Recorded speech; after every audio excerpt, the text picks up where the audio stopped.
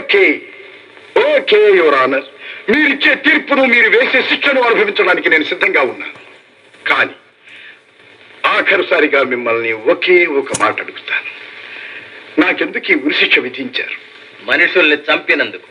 ఓ, మనుషుల్ని చంపితే ఉరిశిక్ష వేస్తారు కదూ. మరి ఆనాడు యుద్ధంలో నేను ఒక్కడిని సుమారు 400 మందిని దారుణంగా చంపాను, అంటే హత్య చేశాను. మరి దానికి నాకు ఉరిశిక్ష విధించలేదే. పైగా నేనేదో గొప్ప ఘనకార్యం సాధించానని మహావీర చక్ర బిరుదం ఇచ్చి నన్ను సత్కరించారు. ఆ సత్కారం దేనికి యువరానర్? ఆ బిరుదు దేనికి యువరానర్? శత్రువులను చంపినందుకు. శత్రువులంటే మనుషులు కాదా? కావచ్చు, కానీ మనకు శత్రువులు. ఏ విధంగా మనకి శత్రువులు యువరానర్?